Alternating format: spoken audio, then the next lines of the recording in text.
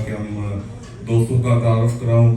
अब्राज साहब, मीर अहमद खान साहब, ये जो दोस्त आप देख रहे हैं, ये आपको सुनने के लिए, आपको देखने के लिए 3-3, 4-4 घंटे की मुसाफरत से आए हैं और ये मुख्तलिफ सियासी जमातों के कायदीन हैं। इसमें हम सिर्फ पाकिस्तान के झंडे के नीचे आज इकट्ठे हुए हैं। ये मुस्लिम लीग काफ के कायदीन है, डार साहब मुस्लिम लीग नून के हैं, पाकिस्तान तहरीक इंसाफ अमेरिका को जो लीड करते हैं, मनीर खटाना साहब मेरीलैंड से तशरीफ लाए हैं। डॉक्टर साहब की ये कम्युनिटी, डॉक्टर सदीक साहब है, डॉक्टर आलम साहब हैं और नहायत ही काबिल एहतराम हमारे कम्युनिटी, हमारी मस्जिद के तनवीर साहब बैठे हुए हैं, शेख साहब आए हैं, साथ साहब हमारी कम्युनिटी लीडर हैं, हमारे ताब भाई बैठे हुए हैं। यहाँ आपके बच्चे, आपके दो वकास साहब साहब के बच्चे आए हुए हैं, साथ आया हुआ है, सैम आया हुआ है आपको देखने के लिए, मिलने के लिए, जो साहब हैं और चोरी सरवर साहब पाकिस्तान पीपल्स पार्टी के आपके पुराने दोस्त हैं।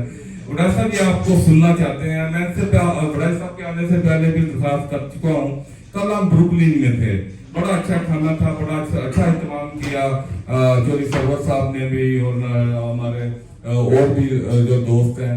मैं दोबारा गुजारिश करूंगा, हम बातें भी करेंगे, खाना भी खाएंगे आपके साथ, वड़ैच साहब सेल्फियां भी बनाएंगे, लेकिन जब तक हमने इनको सुनना है, आपने कोई बात नहीं करनी। आप वड़ैच साहब, ये सब लोग और मुनीर साहब, ये जो हम मुख्तलिफ पार्टी से तल्लुक़ रखने वाले कायदीन इधर इकट्ठे हुए हैं, ये मुख्तलिफ आप झंडे देख रहे हैं, ये पाकिस्तान का झंडा हमारे पीछे है जिसके नीचे हम सब हैं। उसके बाद इस साइड पे अमेरिका का झंडा है। हम पाकिस्तानी अमेरिकन आपके पास है, हमारे पास पाकिस्तान का भी पासपोर्ट है, हमारे पास यूएसए का भी पासपोर्ट है। हम जिस तरह पाकिस्तान से मोहब्बत करते हैं, हम उसी तरह अमेरिका से भी मोहब्बत करते हैं। तो मैं चाहूँगा अपनी बात को ख़त्म करूँ। सबसे पहले मैं मुनीर अहमद खान साहब, मुझसे बहुत से लोगों ने पूछा कि मुनीर अहमद साहब का तारुफ क्या है। जितना मुझे पता था मैंने बताया और बड़े अच्छे तरीके से। और दूसरा सवाल ये था कि साबका चेयरमैन है नेशनल प्रेस ट्रस्ट के, और मेरे दोस्तों ने सवाल किया कि नेशनल प्रेस ट्रस्ट का क्या काम होता है पाकिस्तान में, और फिर मैंने उनको जवाब देने से पहले ये कहा कि मुनीर अहमद खान खुद बताएंगे। मुनीर अहमद खान की पाकिस्तान के लिए बेपनाह खिदमत है। ये जब MRD तारीख थी तब से ये सियासत में है। दूसरा ये आपको खुद बताएंगे और इनकी तकरीर सुनने के बाद मैं आप दोस्तों को ऑप्शन दूंगा, मैं आपके पास माइक लेके जाऊंगा, खुद आप एक एक सवाल कीजिए, जैसा भी आपकी मर्जी है वो उनका जवाब देंगे। नवीद वड़ैच साहब और तमाम मुअज़्ज़िज़ीन यहाँ मौजूद हैं, मैं सबका शुक्रिया अदा करता हूँ कि आप यहाँ बड़ी दूर दूर से तशरीफ़ लाए हैं। और वड़ैच साहब को मैं समझता हूँ कि उनको मिलने के लिए, उनकी बातें सुनने के लिए मुझे तो इज़ाफ़ी तौर पर वड़ैच साहब ने बुला लिया है। बहरहाल मैं हाज़िर हूँ। जहाँ तक जो नेशनल प्रेस ट्रस्ट का यहाँ जिक्र हुआ है, बेसिकली ये एक अदारा है अभी भी। ये अगर आप लोगों को याद हो कि पाकिस्तान में एक इमरोज़, मशरक़ और पाकिस्तान टाइम अखबार हुआ करता था,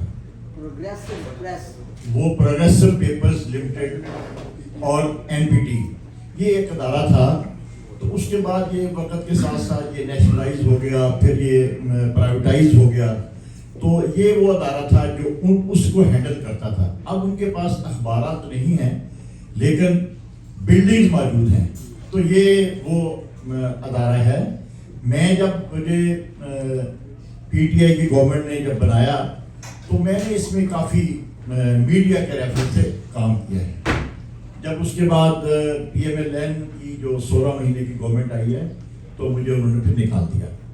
पर अब मेरा असल तारुफ, मैं समझता हूँ कि ये NPT की चेयरमैन ही नहीं है, बल्कि यहाँ डार साहब बैठे हैं, पीपल्स पार्टी के लोग बैठे हैं। मैं एक पॉलिटिकल वर्कर हूँ और मैंने जो ARD में जो नवीद वड़ैच साहब ने भी जिक्र किया है, उसमें भी एक मेरा बड़ा रोल था। चार्टर ऑफ डेमोक्रेसी जब साइन हुआ मैं उसमें मौजूद था और मैं मरकजी सेक्रेटरी इंफॉर्मेशन था ARD का। ये बुनियादी तौर पर मेरा एक सियासी तारुफ है। बाकी जहाँ तक आज की महफिल का ताल्लुक है, मुख्तलिफ पार्टीज को देखते हुए मुझे वो दिन याद आ रहा है कि पाकिस्तान की सियासत में यह वक्त ज़रूर आता है کہ پولیٹیکل پارٹیز کو اکٹھا ہونا پڑتا ہے. اور آج جو میں حالات دیکھ رہا ہوں اس میں بھی یہ وقت آ گیا ہے. پاکستان میں تمام سیاسی پارٹیوں کو ایک سوچ کے تحت اب پھر چلنا پڑے گا, چلنے کی ضرورت ہے, ورنہ جمہوریت تو پھر ابھی تک تو ختم ہو چکی ہے. آئین پاکستان میں آئین پر عمل درآمد نہیں ہو رہا. تو اس میں رول صرف پولیٹیکل پارٹیز کا ہے کہ وہ کیسے پھر اکٹھے ہوتے ہیں, منیمم ایجنڈے پر اکٹھے ہوتے ہیں. دیکھیں الیکشن 90 روز میں ہونے تھے, نہیں ہوئے. کوئی مائی کا لال پوچھنے والا نہیں ہے. یہ ایسے نہیں ہوتا. آئین کے بغیر تو کوئی ملک نہیں ہوتا. جہاں آئین نہیں ہوگا اس کو جنگل کہتے ہیں. اور بعض لوگ کہتے ہیں کہ جنگل کے بھی اب قوانین ہوتے ہیں. پاکستان میں کوئی قانون نہیں ہے اس وقت. تو تمام پولیٹیکل پارٹیز کو مجھے خوشی ہے کہ یہاں سب کو اکٹھا دیکھ کر, تو پاکستان میں بھی اس کی ضرورت ہے. اور یہ احساس کیسے پیدا ہو, اور اس میں اوورسیز پاکستانی بہت بڑا رول ادا کر سکتے ہیں. وہ پریشرائز کر سکتے ہیں تمام پولیٹیکل پارٹیز کو, جس سے ان کا تعلق ہے. ان کو کہیں کہ بھی اکٹھا ہو, آئین کے لیے اکٹھے ہوں, ملک کے لیے اکٹھے ہوں, جمہوریت کے لیے اکٹھے ہوں. یہی آج وقت کی ضرورت ہے. جمہوریت ہوگی تو ملک ترقی کرے گا, الیکشن ہوں گے تو ملک ترقی کرے گا, منتخب نمائندے آئیں گے تو بات آگے بڑھے گی. مجھے یاد آ رہا ہے پچھلے دنوں جو کیئر ٹیکر وزیر اعظم کراچی گئے تو تاجروں نے کہا کہ ہم تو آپ کی کوئی مدد نہیں کر سکتے, کوئی سرمایہ کاری نہیں کر سکتے. تو جب تک اس میں یہاں پر ایک مضبوط حکومت نہیں بنتی, بالکل اگر کوئی رستہ نہیں ہے الیکشن کا تو مارشل لگا دیں, ورنہ 5 سال کے لیے منتخب حکومت آئے. تو یہ جہاں پولیٹیکل لوگوں کو اس بات کا احساس ہے, وہاں انویسٹمنٹ کرنے والوں کو بھی اس بات کا احساس ہے کہ انویسٹمنٹ اس وقت ہو سکتی ہے جب تک مضبوط منتخب حکومت ہوگی. تو میں اسی پہ اپنی بات کو ختم کرتا ہوں کہ اوورسیز پاکستانی جن کا جس بھی پولیٹیکل پارٹی سے تعلق ہے, وہ پاکستان میں اپنے اپنے تعلق رکھنے والی پارٹیوں کو مجبور کریں کہ وہ آئین کے لیے, جمہوریت کے لیے اور ملک کے لیے اکٹھے ہوں, اور ایک نئے الیکشن کی, پرامن الیکشن کی, آزادانہ اور منصفانہ الیکشن کی راہ ہموار ہو, جس میں تمام پولیٹیکل لیڈرز کو, تمام پولیٹیکل پارٹیز کو الیکشن کرنے کا حق حاصل ہو. اوورسیز پاکستانیوں نے جو گھر خریدے ہوئے ہیں, جو پراپرٹی خریدی ہوئی ہیں, تب ہم نے خریدی تھی $40 $50 کا ڈالر, روپیوں کا ڈالر ہوتا تھا. اب وہ بھی کوڑیوں کے بھاؤ ہو گئے. جو لاکھوں ڈالر کی چیزیں تھیں اب وہ ان کا گاہک ہی نہیں ہے. اس کی وجہ یہی ہے کہ جو بھی گورنمنٹ آتی ہے اس کو موقع نہیں دیا جاتا کہ وہ اپنا ٹرنیور پورا کرے, کسی بھی وجہ سے آپ کہہ سکتے ہیں. تو میں منیر احمد خان صاحب کی اس بات پہ 100%, اور یہ جو مزدین بیٹھے ہوئے ہیں بالکل اتفاق کرتے ہیں کہ پاکستان میں ایک آزادانہ الیکشن ہونا چاہیے. کوئی بھی پارٹی آئے, وہ جمہوری گورنمنٹ ہوگی تو دوسری گورنمنٹس بھی اور سرمایہ دار بھی جا کے انویسٹمنٹ کریں گے. میں اب دعوت دوں گا آپ کی بہت سی تالیوں. بہت شکریہ جی. بسم اللہ الرحمن الرحیم. یہ بڑی خوشی کی بات ہے کہ یہاں سارے پاکستانی دوست بیٹھے ہیں, اور پھر سب سے بڑھ کر یہ کہ یہاں کی روایت کے مطابق سب سیاسی پارٹیوں کا ایک گلدستہ جمع ہے, جس میں پاکستان میں تو ہم ایک ٹیبل پر انہیں نہیں بٹھا سکے. آپ امریکی پاکستانیوں کی یہ خوبی ہے کہ آپ سارے اکٹھے ایک ٹیبل پہ بیٹھ گئے ہیں. تو کاش پاکستان میں بھی یہ سب اکٹھے بیٹھ گئے ہوتے تو آج جیسی صورتحال جو ہے وہ پیدا نہ ہوتی, اور کوئی نہ کوئی رستہ جو ہے وہ نکل آتا. لیکن بہرحال اس وقت میں یہ عرض کرنا چاہتا ہوں ایک پاکستانی کے طور پر کہ اس وقت پاکستان ملٹیپل کرائسس سے گزر رہا ہے. اکنامک کرائسس آپ کے سامنے ہے.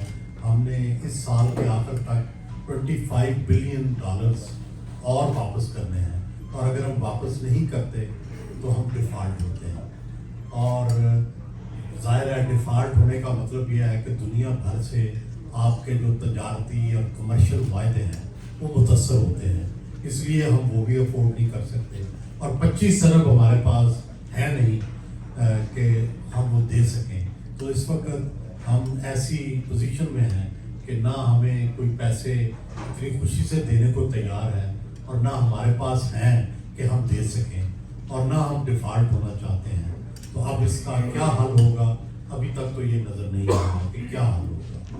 دوسرا اس سے بھی بڑا ہمارے ہاں پولیٹیکل کرائسس پیدا ہو چکا ہے کہ الیکشن 90 دن کے اندر آئین کے اندر لکھا ہوا ہے وہ ہونے تھے, لیکن بدقسمتی سے سیاسی پارٹیاں وہ بھی یہ سوٹ نہیں کرتا کہ الیکشن ہو, اور پاکستان کی جو اسٹیبلشمنٹ ہے اس کو بھی سوٹ نہیں کرتا کہ الیکشن ہو. اس لیے الیکشن جو ہے وہ بار بار ڈیلے کی طرف جا رہے ہیں. اور ابھی بھی اگرچہ یہ کہا جا رہا ہے کہ جنوری کی کوئی ڈیٹ دے رہے ہیں, لیکن مجھے یقین نہیں ہے کہ یہ اس وقت بھی الیکشن ہوگا. تو یہ ایک بڑی ہی خطرناک صورتحال ہے. اور پھر اس کا نتیجہ یہ نکلا ہے کہ صرف پولیٹیکل کرائسس جب پڑتا ہے اور جب آئینی گورنمنٹ نہیں ہوتی, منتخب گورنمنٹ نہیں ہوتی, تو پھر اس کے اثرات میڈیا پر پڑتے ہیں. تو میڈیا کی آزادی جو ہے وہ شدید مجروح ہو چکی ہے. بہت زیادہ ہم پر پابندیاں ہیں جس کی وجہ سے بہت سا سچ جو ہے وہ نہیں بولا جا رہا.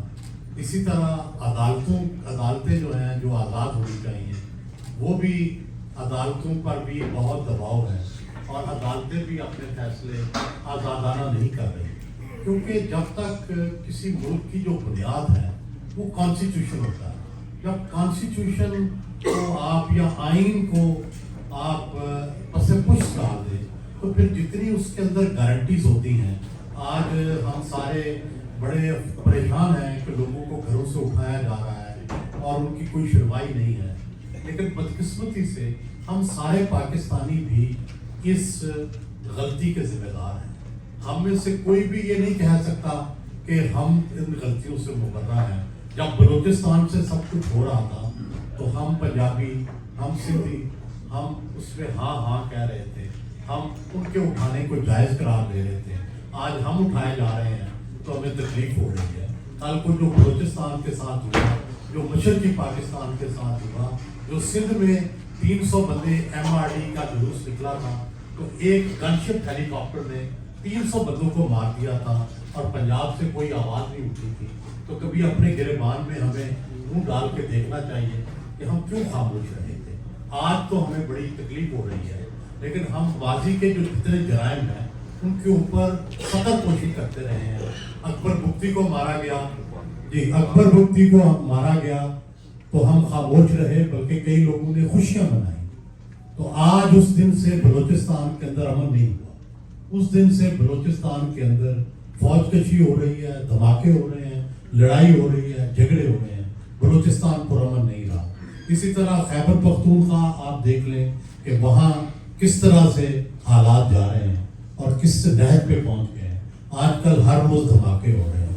تو بنیادی بات ایک ہمبل اسٹوڈنٹ آف پاکستان ہسٹری میں یہ سمجھتا ہوں کہ بنیادی بات یہ ہے کہ پاکستان کے تمام سٹیک ہولڈرز نے, چاہے وہ فوج تھی, چاہے وہ سیاسی جماعتیں تھیں, چاہے وہ مذہبی جماعتیں تھیں, تمام نے ایک چیز پر اتفاق کیا تھا, اس کو پاکستان کا آئین کہتے ہیں. یہ 1973 میں بھٹو صاحب کے زمانے میں سائن ہوا تھا.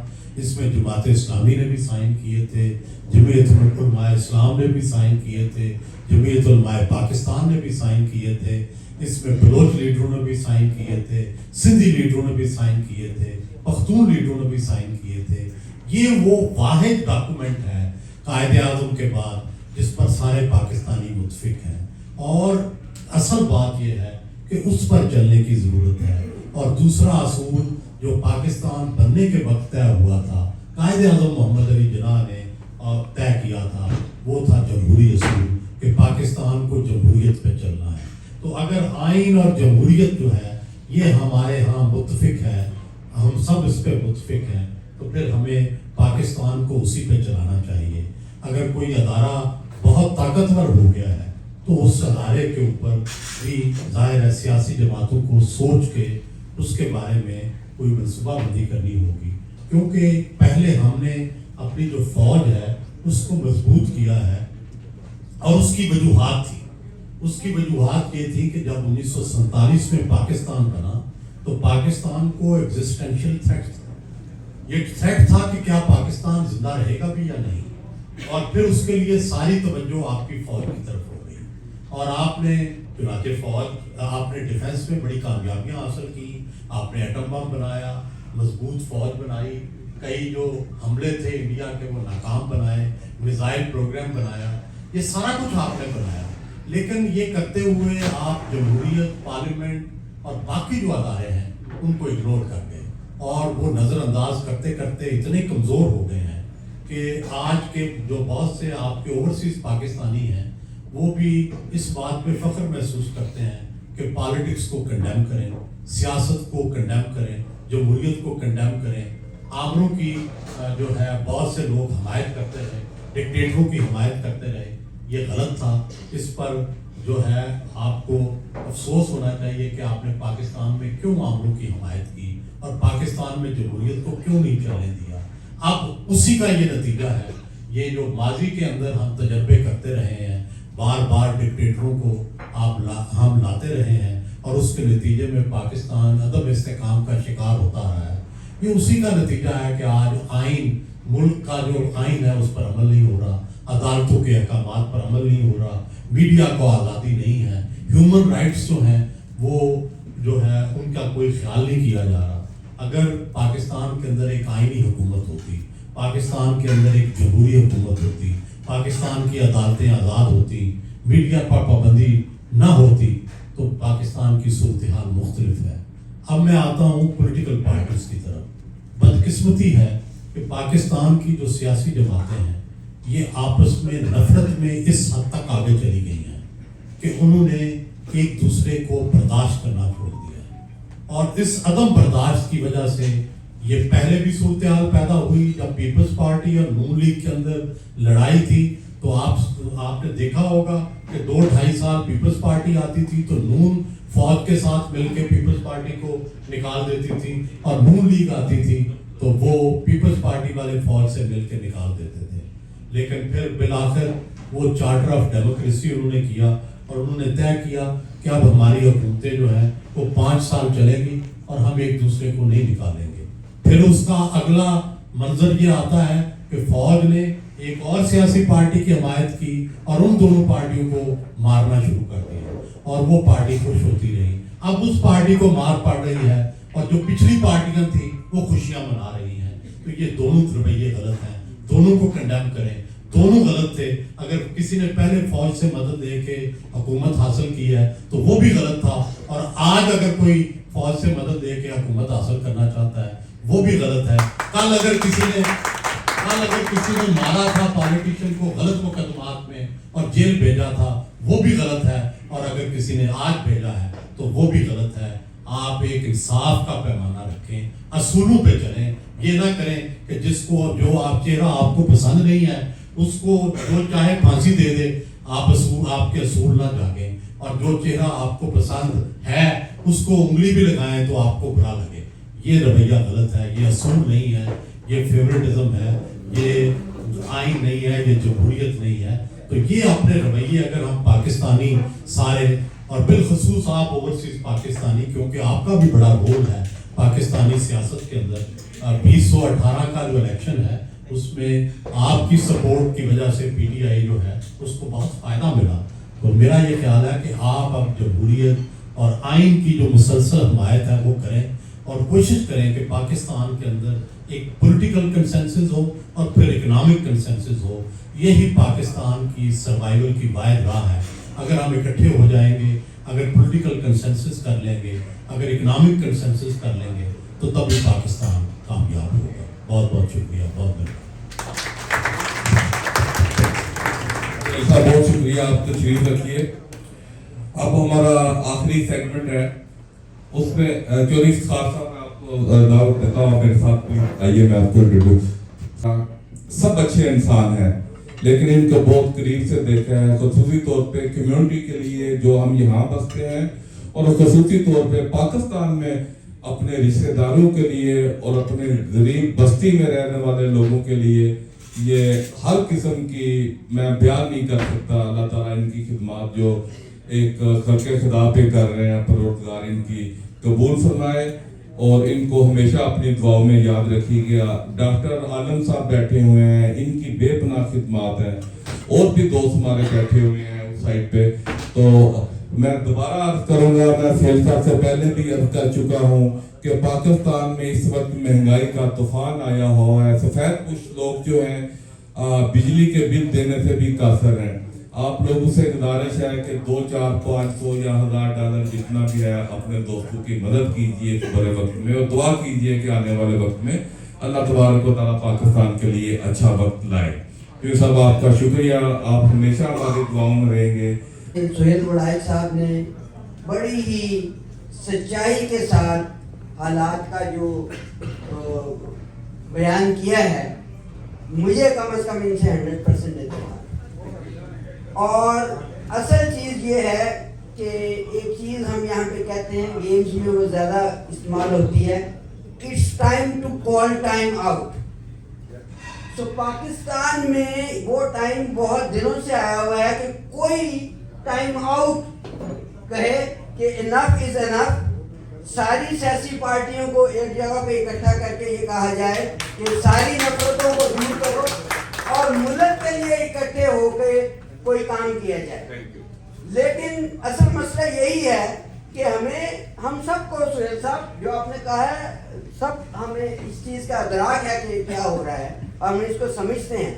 لیکن اس کے باوجود ہمیں جو ہے وہ کوئی چیز اس پہ نظر نہیں آ رہی کہ کوئی ٹائم آؤٹ جو کہنے کے لیے کر سکتا ہے, وہ ٹائم آؤٹ کی بات نہیں کر رہے ہیں, وہ اسٹیٹس کو کی بات کر رہے ہیں, جو کہ اسی طرف ہمیں لے جا رہا ہے, جو میں لفظ بھی اپنے منہ پہ نہیں لانا چاہتا کہ اس ملک کے ساتھ کیا ہوگا. تو جب تک وہ چیز نہیں ہوتی, میں آپ سے بات یہ پوچھنا چاہ رہا ہوں کہ آپ کا کیا خیال ہے, اس کا کوئی امکان ہے یہ ٹائم آؤٹ ہونے کا اور ساری جماعتوں کو ایک جگہ اکٹھے کرنے کا, ان نفرتوں کو ختم کر کے ملک کے لیے اکٹھا ہونے کا کوئی امکان ہے کہ نہیں ہے؟ امکان تو ہے. امکان اس لیے ہے کہ آپ دیکھیں کہ یہ جو چارٹر آف ڈیموکریسی ہوا تھا, یہ بھی آپ کو پتہ ہے کہ ساؤتھ افریقہ کے اندر نیلسن منڈیلا اور جو برٹش تھے وہاں پہ, جو وائٹ حکومت تھی, ان کے درمیان ایک معاہدہ ہوا تھا. اور اسی معاہدے میں یہ تھا کہ بھئی آپ نفرتیں اور لڑائیاں جھگڑے جو ہیں اس سے مسائل حل نہیں کر سکتے. الٹیمیٹلی آپ کو بیٹھنا پڑتا ہے. اگر ہم نے بہت لڑ بھی لیا ہے, فرض کریں ہم ایک دوسرے کو برداشت نہیں بھی کر رہے, تو کیا اس سے مسئلے حل ہو گئے ہیں؟ اگر تو مسئلے حل ہو گئے ہیں تو ٹھیک ہے, لڑائی کر لیں. لیکن ظاہر ہے لڑائی سے تو مسئلے اور پیچیدہ ہوئے ہیں اور مسئلے خراب ہوئے ہیں. اس لیے واحد حال یہی ہے کہ کوئی ٹیبل کے اوپر بیٹھ کر رولز آف گیم جو ہیں وہ طے کیا جائے کہ ایک فیئر اینڈ فری الیکشن ہو, ڈیموکریسی ہو, کانسٹیٹیوشن ہو, اور جو باقی ادارے ہیں جن کی جو عدلیہ کی آزادی ہے, میڈیا کی آزادی ہے, اس کو انشور کیا جائے. یہ اگر ہوگا تو اس سے ہی معاملات آگے چلیں گے. شکریہ سہیل وڑائچ صاحب. اور میں نے اپنی PhD میں سوشیالوجی کی ہے from Oxford. I am very interested in the politics of Pakistan, اور آپ کی اسپیچ بہت اچھی تھی. میرے آئی ہیو 2 کویسچنس آپ سے, میں نے 2 سوال پوچھنے ہیں. ایک تو جو آپ کا پروگرام ہے جیو کے ساتھ, ایک دن جیو کے ساتھ, تو بہت ہی پاپولر ہے اور مجھے بہت پسند ہے. اس کے بارے میں میں نے آپ سے پوچھنا ہے کہ وہ کیسے اسٹارٹ ہوا, وہ آپ کا اپنا آئیڈیا تھا, یا پھر وہ آپ کے جو ادارے میں آپ کام کرتے ہیں جو انہوں نے آپ کو گائیڈ کیا, تو مطلب اس کو کیسے اسٹارٹ ہوا اور اس کے پیچھے کیا آپ کی تھنکنگ تھی. اور اسی پروگرام سے لیکن میرا دوسرا کویسچن ہے کہ کوئی ایسا اس کی ایپیسوڈ جو آپ آج تک نہیں بھول سکے اور وہ آپ کے لیے بہت اسپیشل ہے, بہت میموریبل ہے. کون سے ایسے گیسٹ تھے جن سے آپ اس شو پہ جو آپ کے سب سے زیادہ خاص تھے؟ بہت شکریہ. لوگ پالیٹکس میں بھی PhD کر رہے ہیں, کاش پالیٹیشنز بھی پالیٹکس میں PhD کر رہے ہیں. اور دوسری گزارش یہ ہے کہ یہ پروگرام کا آئیڈیا, میں بیسیکلی پرنٹ میڈیا, یعنی میں پہلے اخبار جنگ میں کام کرتا تھا, تو اس میں میرا ایک پروگرام تھا ایک دن سیاستدان کے ساتھ. تو وہ میں اسی طرح اسپینڈ کرتا تھا دن, اور دن اسپینڈ کر کے تصاویر اور ساتھ ڈسکرپشن اخبار میں لگاتا تھا. اس زمانے میں پرائیویٹ ٹی وی تو ہوتے نہیں تھے. جی مائک قریب کیجیے. جب پرائیویٹ ٹی وی آیا تو پھر وہی جو چیز تھی اسی آئیڈیا کو ہم ویڈیو پہ لے آئے. اور وہ ایک دن جیو کے ساتھ بن گیا. تو بنیادی بات. دوسری بات آپ نے کہی کہ کون سا پروگرام پسند آیا. سچی بات تو یہ ہے کہ میں پتہ نہیں پرانی میرے اندر روح ہے. مجھے جو پرانے لوگ تھے نا وہ بڑے پسند تھے. نواب زادہ نصر اللہ خان, بے نظیر بھٹو, اکبر بگٹی, عطا اللہ مینگل, اجمل خٹر, ولی خان. میں نے جو ان کے ساتھ پروگرام کیے مجھے وہ زیادہ اچھے لگے. وہ بڑے تاریخی پروگرام تھے اور اب بھی میرا خیال ہے جو سب سے موسٹ پاپولر پروگرام ہے ان میں وہ شامل ہوتے ہیں. جی شکریہ عبرائش صاحب. بہت آپ نے کمپیریزن کیا 2018 کا موجودہ دور سے, تو میرا یہ کوشچن ہے کہ آپ کے خیال میں اگر ارشد شریف جس طرح وہ شہید ہوئے, ضلع شاہ جس طرح شہید ہوئے, جس طرح سے میری مراد ہے کہ جب ان کی رپورٹ آئی جس طریقے سے انہیں ٹارچر کیا گیا, اس کے علاوہ ہمارا بعد کا واقعہ آپ کے سامنے گزرا ہے, اگر 2018 کو موجودہ دور سے کمپیریزن آپ اس کا کریں تو کیا آپ کے خیال میں وہ مظالم اور یہ مظالم برابر ہیں؟ مظالمی جو ہے ان کو برابر کرنا ہے تو پھر ابھی پھانسی تو تحریک انصاف کے کسی لیڈر کو نہیں ہوئی. پیپلز پارٹی کے لیڈر کو پھانسی ہوئی ہے. تو یہ طریقہ نہیں ہے جانچنے کا کہ نواز شریف زیادہ جیل میں یہاں رہا یا عمران خان زیادہ جیل میں رہا. کسی نے تو تباہی کی ہے پاکستان کی. یہ نفرت کی دیواریں گرائیں. جس دن یہ جب تک پھر اس طرح تو یہ سلسلہ چلتا رہے گا. آج عمران خان اندر ہے, کل نواز شریف اندر ہو جائے گا, پھر عمران خان اندر ہو جائے گا. یہ کب تک چلائیں گے آپ؟ کیا اس سے پاکستان بنے گا یا پاکستان خراب ہوگا؟ یہ سلسلہ, یہ کمپیریزن, نفرت کا کمپیریزن, برائی کا کمپیریزن, یہ بھی کبھی پڑھے لکھے لوگ یا باشعور لوگوں کو کرنا چاہیے. سوال تو یہ ہے کہ وہ بھی غلط تھا, یہ بھی غلط ہے, اور اس غلطی کو ختم ہونا چاہیے, اس کو رکنا چاہیے. شکریہ, بہت سی تالیاں. صاحب ہمیں 1500 سال ہو گئے ہم نے خانہ کعبہ سے پتھر جو بت تھے ان کو توڑ دیا. 1500 سال ہو گئے ہیں ہم نے بتوں کو خانہ کعبہ سے نکال کے پیسز کر دیے تھے. ہماری صحافت جو پاکستانی صحافت ہے انہوں نے وہ سارے ٹکڑے اٹھا کے پاکستان میں لے آئے, اور ہم سنس دین ان کی پوجا پاٹ کر رہے ہیں. اتنا آپ پاکستان کے مسائل پہ بحث نہیں کرتے جتنی انڈیویجولز پہ بحث ہوتی ہے. کب صحافت اور پاکستان کے دانشور لوگ جو ہیں وہ اپنی روش بدلیں گے. Thank you. بہت شکریہ جی, بڑی مہربانی. آپ آ جائیں پاکستان تو ہم بدل دیتے ہیں. بنیادی بات یہ ہے کہ دیکھیں, یہ بڑا ذرا تشریف جواب تو سن لیں. میں نے آپ کے پاکستان کی اتنی خدمت کی ہے, اگر میں آپ کو بتا دوں تو آپ آشا کریں. سن لیں نا. دیکھیں, یہ اوورسیز پاکستانی بڑے قابل احترام ہیں, لیکن ہمیں ان سے بڑا شکوہ بھی ہے. آپ ہمیں ڈکٹیٹ نہ کریں پاکستانیوں کو. آپ نے یہاں بیٹھ کے ہمیں ڈکٹیٹ کرنا شروع کر دیا کہ آپ کا میڈیا ایسا ہونا چاہیے, آپ کا پالیٹکس ایسی ہونی چاہیے, آپ ایسے کریں. بھائی آپ کو ہم نے ایک کام کے لیے بھیجا ہے, آپ پاکستان میں پیسے بھیجا کریں. آپ کو کوئی پولیٹیکل لیڈر بنا کے نہیں بھیجا آپ کو کہ آپ پاکستان کو گائیڈ کریں. ٹھیک ہے, تو جو آپ کا رول ہے آپ اس تک محدود رہیں. جی سیر صاحب, تھینک یو ویری مچ, آپ کا شکریہ. یہ آخری سوال میں آپ سے کرنا چاہوں گا, تو جو 2 منٹ کی توجہ چاہیے آپ کی, پھر ہم باتیں بھی کریں گے. سر جی, یہ باجوہ صاحب ہمارے بہت پیارے دوست ہیں. باجوہ صاحب مختصر سوال کرنا ہے آپ نے, پلیز. Thank you. جی بڑائی صاحب, بڑی خوشی ہوئی آپ کو یہاں دیکھ کر, اور رانا صاحب کو دیکھ کر بھی بہت خوشی ہوئی, ان کو دیکھ کر بڑی خوشی ہوئی سبھی. اچھا, بات یہ ہے کہ آپ کہتے ہیں کہ آپ ہمیں ڈکٹیٹ نہ کیا کریں. ہماری مجبوری ہے, ہم جمہوری ملک میں رہتے ہیں, اس لیے ہمیں حق حاصل ہے کہ جو ہمارے دل میں سوال ہوتا ہے ہم یہاں سینیٹر کو بھی کر سکتے ہیں, یہاں پریزیڈنٹ کو بھی کر سکتے ہیں. اچھا, اور دوسرا, حقیقت میں ہم پاکستان کے سفیر ہیں. آپ اربوں ڈالر لگاتے ہیں, آپ نے یہاں لوگ بٹھائے ہوئے ہیں, وہ کچھ بھی نہیں کرتے. جو لوگ پاکستان سے آتے ہیں ہم ان کو ریسیو کرتے ہیں, ان کی ٹیک کیئر کرتے ہیں, اپنے جو ہم کر سکتے ہیں وہ اس سے بڑھ کے کرتے ہیں. لیکن پھر بھی ہمیں یہ کہا جاتا ہے یہ باہر ہے, इनका हक ही नहीं बनता सवाल करने का। और दूसरा, अगर कोई वजीर आजम लंदन में 4-5 साल 10 साल वीजा रह के वापस चला जाए, उसका हक बनता है, हमारा बात करने का हक ही नहीं बनता। बाकी आप बात शुक्रिया बाजवा साहब, शुक्रिया, thank you। साथ ही बाजवा साहब, थैंक यू वेरी मच, बहुत अच्छा सवाल था सेल बड़ा सब। मैं अगर मुझे भी सच बोलने की इजाज़त दी जाए तो गुजारिश ये है कि आपको हमने हमेशा फाइनेंस मिनिस्टर ओवरसीज पाकिस्तानी रखे हैं, 2 प्राइम मिनिस्टर हमने ओवरसीज पाकिस्तानी बनाए हैं, मोइन कुरैशी, शौकत अजीज, उन्होंने पाकिस्तान में जो इनकलाबी तब्दीलियां लेके आए हैं, तो उससे जो पाकिस्तान के अंदर उससे नहीं, लेकिन वो ओवरसीज पाकिस्तानी तो थे ना, बेस्ट ओवरसीज पाकिस्तानी, शुक्रिया। तो उनको हमने लगाया है, उससे पाकिस्तान में जो दूध की नहरें बहना शुरू हो गई हैं, तो वो बाकियों को भी रोल दे के देख लेते हैं। जी आखिरी सवाल है रहेल डॉक्टर साहब का, प्लीज रहेल डॉक्टर साहब। बहुत बहुत शुक्रिया भाई साहब। मुझे 1 मिनट सवाल मेरा इसी से मुंसलिक है क्योंकि दोनों शख्सियात जो हैं उनके साथ हमारा ताल्लुक दहाइयों का है, कुछ सालों का नहीं है। और मेरे सामने एक सियासी जिद्दोजहद है जिसमें मुनीर खान साहब एक मीनार की तरह हैं, जिन्होंने उस वक्त आवाज़ उठाई जब वो आवाज़ नहीं उठाते। और सुरेश बड़ाई साहब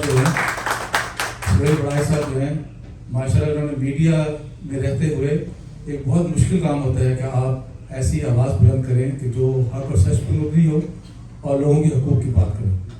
हैविंग सेड दैट, मेरा जो सवाल ये दोनों शख्सियत से बनता है कि चाहे इसे हमारी आप पाकिस्तान के सियासतदानों की या सियासी कारकुनों की जिन्होंने जद्दोजहद की उनकी ओवरसाइट समझ लें, गलती समझ लें, लेकिन हमने पिछले 8-10 सालों में जो हमने 20 सालों पर मुहित एक पोलिटिकल स्पेस पैदा की थी अपने लिए, वो हमने गंवा दी। और वो गंवाने का जो लॉस मैं एक सियासी कारकुन होने के हवाले से जो मैं एहसास करता हूँ, I can not sleep in the nights, क्योंकि हमने सालों साल इन सड़कों पर जद्दोजहद की है और उस स्पेस के लिए की है कि जो हमारे सियासतदानों ने अपनी जानें गंवा के, जगह वतनियाँ लेके, जेलें काट के वो जगह अपने लिए पैदा की थी और पार्लियामेंट के लिए पैदा की थी। हम सब ने अपनी मुश्तरका गलतियों से वो स्पेस गंवाई है। आप दोनों शख्सियात हजरात से मेरी ये गुजारिश है कि अगर आप इस पर रोशनी फरमाएं कि हम वो स्पेस वापस कैसे कर सकते हैं। देखिए, बेहतरीन मिसाल साउथ अफ्रीका की है कि आप फॉरगेट एंड फॉरगिव, अगर आप दुनिया में आगे चलना है तो इंतकाम लेने से आगे नहीं चला जा सकता। अगर आप आज किसी से इंतकाम लेंगे, कल वो आपसे इंतकाम लेगा। तो बुनियादी बात है कि फॉरगेट एंड फॉरगिव, जो साउथ अफ्रीका में फार्मूला अपनाया गया था, जो चार्टर ऑफ डेमोक्रेसी में अपनाया गया था, और मेरी खुद इमरान खान साहब से इस बारे में चार्टर ऑफ डेमोक्रेसी पे बात हुई थी, वो खुद इसके बड़े हमायती हैं और शायद जब भी उनको मौका मिलेगा वो खुद भी चाहेंगे कि कोई ऐसा चार्टर ज़रूर हो जिससे कि सारी पाकिस्तान की सियासी पार्टियां जो हैं वो सारी एक लाए अमल पर मुत्फिक हो। यही पाकिस्तान का वाहिद हाल है। अगर इसी तरह लड़ते रहे, एक दूसरे को गोते देते रहे, एक फौज के साथ मिल गया, दूसरा मार खाने लग पड़ा, फिर दूसरा फौज के साथ मिल गया, तो इस तरह से तो पाकिस्तान नहीं चल सकता। ना सियासी जमातें चल सकती हैं, ना आइन चल सकता है, ना जमहूरियत चल सकती है। फिर खुदा हाफिज, फिर तो आपने फौज के हाथ में इक़्तिदार दे दिया, चाहे वो मार्शल लॉ हो या ना मार्शल लॉ हो। या तो ये एक्सेप्ट कर लें कि पाकिस्तान में जमहूरियत ही नहीं होनी, पाकिस्तान में आइन ही नहीं होना, पाकिस्तान में सियासी जमातें ही नहीं होनी, या तो ये फार्मूला अपना लें, या फिर आपस के अंदर एक दूसरे को स्पेस दें, एक दूसरे को जगह दें, अपोजिशन को भी माने, हुकूमत को भी माने। अगर आप स्पेस नहीं देंगे तो फिर तो कोई तीसरा फरीक लाजमी आएगा और तीसरा फरीक फायदा उठाएगा। तो आपकी लड़ाई से किसको फायदा होगा? नून की और पीटीआई की लड़ाई से फायदा किसने उठाया? तो ये आप सोच लें कि क्या ये फायदा उठाने देना चाहिए। अल्टीमेटली पीटीआई भी उसी सर्कल में आ गई जिसमें नून आई हुई थी। तो ये सोच की बात है कि आज फैसला कर लें या 10 साल मार खा के पीपल्स पार्टी की तरह या नून की तरह बाद में फैसला कर लें। बेहतर तो यह है कि पहले ही फैसला कर लें।